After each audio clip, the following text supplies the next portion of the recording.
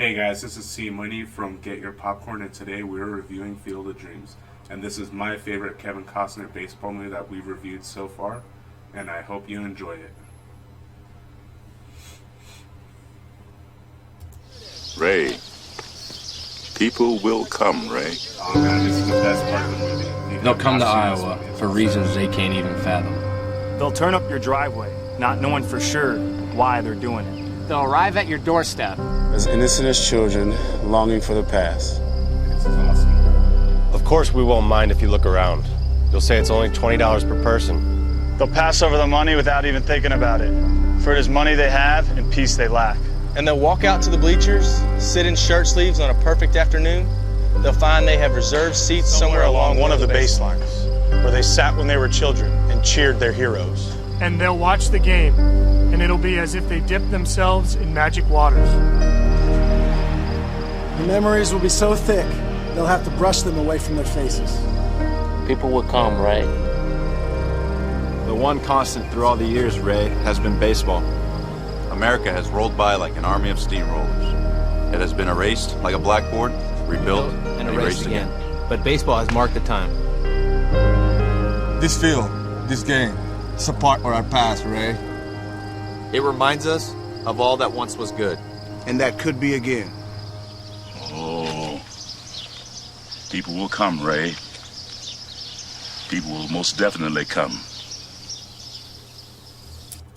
Damn, that was awesome. That's definitely the best scene out of that whole movie. So from here on out, we're going to start our review of the film, and hope you enjoy it, guys. If you review it, they will come. All right, guys, I don't know if you heard that, but this is our review of Field of Dreams. How are you doing, Juju? I am doing great. C Money, are you ready to go play a game of catch with your dad? I haven't played a game of catch with him in years, but I'd be down. I think you got to call him up on the cell phone right away after watching this movie, reviewing it. I think that's the only appropriate response, honestly. Knowing my dad, he would probably tell me, this weekend. You want to come now? It's fine. I've seen you throw a baseball. I think we can all live without that. Shots fired. I got better. Okay. You been juicing? Yeah, definitely been juicing. All right. Well, let's get into the review here. I'm excited about this one. This movie turned 30 years old this year. Came out in 1989. We're in 2019. Thought it'd be very appropriate to do this to close out the baseball season here, especially since we're in the World Series. And 2019 is 100 years after the legendary Chicago Black Sox scandal. So good little throwback with, obviously, Shoeless Joe Jackson is a big influential part of this movie. Kevin Costner, a baseball veteran's in this movie. James Earl Jones, another baseball film veteran, is in this movie. Man, it's just a really good movie all around. What'd you kind of think watching it for the first time? Well, it wasn't really my first time. I saw it a long time ago as a kid. And I do remember the if you build it, he will come and all those old sayings. But I think back then I didn't really pay attention to the movie. So this time when I saw it, I was all in. I really enjoyed it. I love the cast, Ray Liotta. I wanted to make sure that this was before Goodfellas because it was Ray Liotta, he's a film legend. Comes out in all the good movies. And to be honest, he's a Martin Scorsese type of guy. So just seeing him in this movie, I was just oh, wow. I didn't even realize that was Ray Liotta. You brought up a really good point, though. This is just one of those movies that does get better as you get older. A lot of the themes in it, you just start to really, cling on to a little bit more. I've heard this movie referred to as a big-time redemption story, and if you think about that, that is a big theme throughout the movie. So you have the redemption of Shoeless Joe Jackson, the redemption of Moonlight Graham getting step on the baseball field once again for the first time in 80-plus years. And then Kevin Costner for his relationship with his dad. So again, the way we do these reviews is we assume you've probably watched the movie, and this is another movie. If you haven't watched it, definitely go take the time. Go watch, as it's called, The Notebook for Men, known as Field of Dreams, because that scene at the end where he plays catch with his dad, it's just one of the most iconic, most memorable scenes in all film. So much so that even How I Met Your Mother references this film. Oh yeah, that ending scene was just amazing altogether because it really does tie into everything on why the field itself and why he's hearing those voices wants him to bring everybody together. And it's because everybody's related to something that's happened on that field. I do like the whole bit with James Earl Jones that he was an author in the 60s. He talked about make love, not war. And all of a sudden, like, people broke him and he didn't really get to follow his dream of seeing a baseball game with all the legends that he looked up to. And just seeing him light up at the end, like, really, like, brought it in, like, oh wow, so that's why they called him. Oh yeah, why they called Kevin Costner to bring him in. I think just in general, I guess the last 10 minutes of this movie is just something really to behold. You know, not only Kevin Costner going to his dad and saying, let's play catch, but when you have James Earl Jones break out the legendary baseball speech that has been featured on tons of baseball advertisement over the years, tons of baseball documentaries. It's just one of those speeches that has stood the test of time. Even like I said, this movie is 30 years old right now. And we're still referencing that speech. And that speech is going to outlast James Earl Jones when it's all said and done. It's up there for iconic James Earl Jones moments with anything he did as Mufasa, even, I would say. Mm-hmm. I could see it. And then there's just all kinds of sayings. Like, my favorite is this heaven? And it's like, no, it's Iowa. Like, I just think it's so funny. Maybe there is something to that. Maybe just heaven and Iowa just have some kind of relationship altogether. Go into those cornfields, you start seeing heaven. One of the fun facts about this movie is obviously there is a real Field of Dreams that fans can attend, go to, experience. And I thought it was really cool when I was kind of like researching stuff about this movie. The owner of the Field of Dreams for the longest time, he never even charged attendants to go and check things out. He made all his money purely off of the souvenirs. That was strictly where he generated his revenue. Roughly about 60,000 fans will still go to the baseball field. That's going to keep this movie going in the minds of people for years and years and years to come, especially if you're a big-time baseball fan. That's just something you got to see. And then next year, one of the things I'm really excited about for Major League Baseball in the year 2020, the Chicago White Sox and the New York Yankees are legitimately going to play a regular season game on the Field of Dreams. Or I should say, not on the Field of Dreams. They're going to be playing in a baseball park they're building next to the Field of Dreams that is only going to be able to sit 8,000 people. That's one of the most awesome things I've heard about a league or organization do, because 8,000 fans, let's face it, they're cutting their revenue to do that. Dang, and that's going to be like special commemorative type of game. That's really cool. Another thing I want to talk about was I did like the whole thing with Moonlight Graham. That was great too, because Moonlight Graham, of course, he only entered onto the field once, and after that he became a doctor. But what was so enlightening about it was that when he showed up to the Field of Dreams to help out Ray's daughter when she fell, is that he saw all the legends, and all the legends were talking to him. Like, they didn't just talk to him like he was just one guy that entered a field once and then that was it, and they just brushed him off. They were like talking to him like he was an essential part of their team. And then as he was leaving, they said, "Hey man, you were really good." Like, that right there was just awesome, because like when he entered onto that field only once, it broke him a bit, because after that he said, "I don't have dreams anymore." Some of the things that Moonlight Graham said too in that movie really sticks with you. Just growing up, getting older, all that kind of stuff. Like, he mentions that feeling, well, if I never got to be a doctor for 3 minutes, then that would be more heartbreaking than being my 3 minutes in the major leagues. Or when he says, we don't realize the importance of the moments while we're in them. I think that just rings so true when you look back on kind of like your youth. And that mirrors kind of some stuff that Kevin Costner was even saying, like that he blamed his dad for getting older, his dad for not doing anything spontaneous or extraordinary in his life. And that obviously led into someone call it a midlife crisis, but he didn't trade in for a Corvette and a 20-something-year-old. Instead, he decided to build a baseball field on his farm. A more nuanced midlife crisis, I would say, for Kevin Costner, but all none the same. But yeah, those Moonlight Graham parts are really pull out the heartstrings there. Oh yeah, they're some of the best parts of the movie.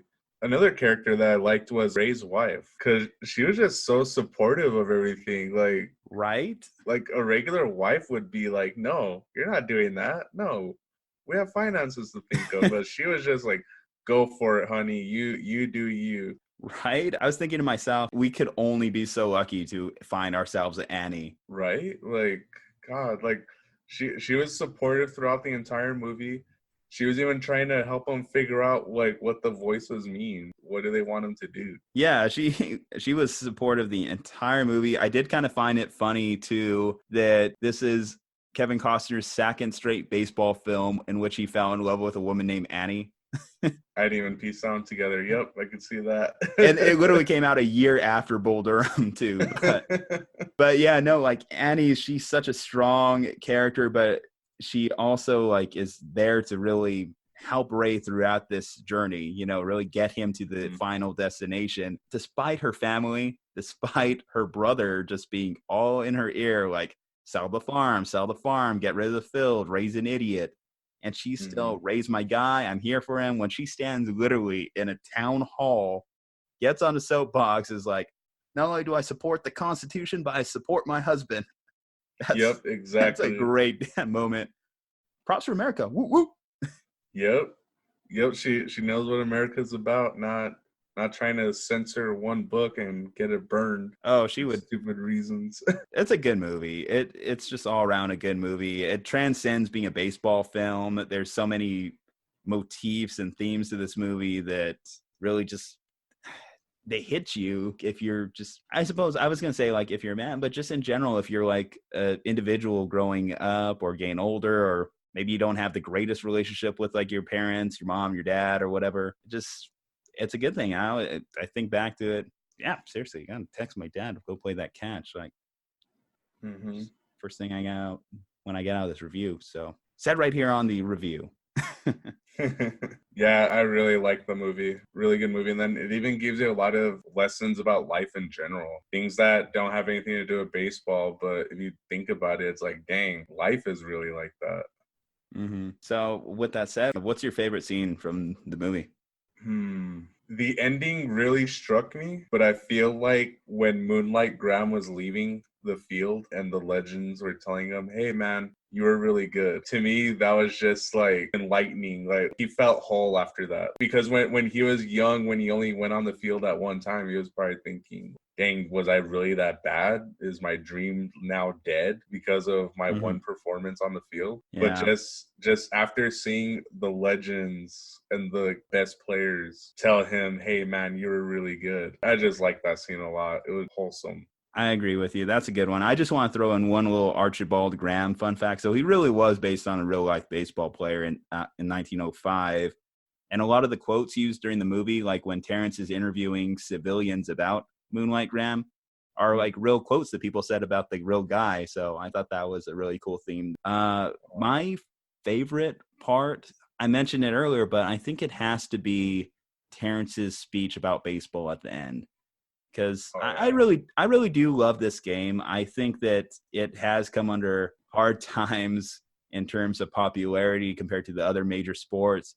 But baseball has been a constant throughout American society all the way back to the late 1800s. And despite wars, poverty, depressions, constantly changing political and cultural systems in America, baseball's still there. There's still people playing this game. It's brought people out of poverty from other countries, and now it's a worldwide game that is cherished by many. And that's why I really wanted to do this movie while we're doing it. It was great to see moments like Shoeless Joe Jackson. I'm sure we'll break down Shoeless Joe more when we get into the 8-Man Out review, which will eventually come down the line, I'm sure, probably next baseball season. But one thing on this review I want to tack on there. So you're familiar with the Black Sox scandal, right? You told me about it, but I would like a little refresher. Okay, so obviously the 19 Chicago White Sox, they were accused, they were found to have rigged the World Series. Basically, they were taking payment to lose the World Series on purpose. And this was one of the big stains. So obviously the White Sox got turned into Black Sox because of the scandal. And Shoeless Joe Jackson, one of the more controversial things about him throughout history is he hit 375 in that series and did not commit a single error. Yet he was still tied into the series. He got a lifetime ban from baseball. He's not a Hall of Famer or one of the most cherished names of baseball because of this. He ended his career playing under a alias in his own backyard in the Carolinas just because he couldn't play in the major leagues anymore. So it's just one of those things. Like, do you think Shoeless Joe actually fixed the World Series, or do you think he just got caught up in a bad thing? It sounds like he just got caught up in a bad thing. Do you think there's a redemption for the real life Shoeless Joe's legacy? There should be. I mean, so obviously he was a great player. And you said during that season he played with no errors. Well, in that World Series, he didn't commit an error. He hit well above the league average there, especially in an era where baseballs weren't flying out of the ballparks. There was a ton of great hitters at that time. He was such a good hitter that Babe Ruth copied his stance. They even said that during the movie. Yes, I remember that. So he is redeemable. And I feel like in the year of 2019, they should definitely like look into that legacy. Yeah. Again. I mean, 100 years after the fact, but baseball is still in this cycle where we're arguing over is Pete Rose a Hall of Famer with 4,000 hits? Is Babe Ruth a Hall of Famer, the all-time home run leader? Mm-hmm. It's one of those controversial points on baseball, but one that shouldn't bog down this movie review. I'm going to go ahead and give my rating here.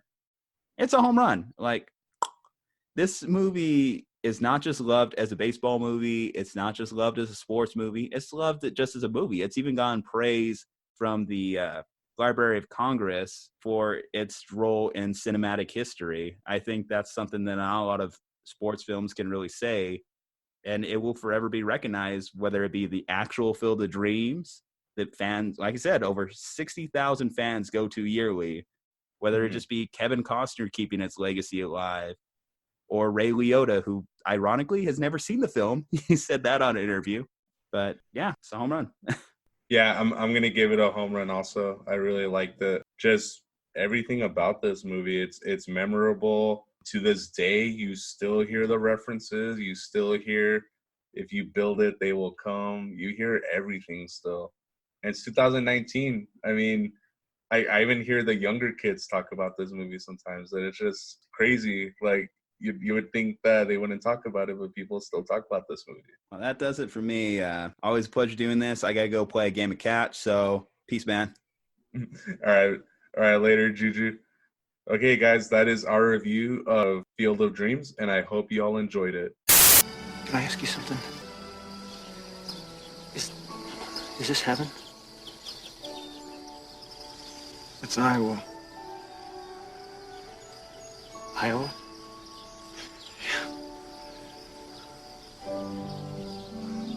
Could have sworn it was heaven. Hey, Dad? You want to have a catch? I'd like that.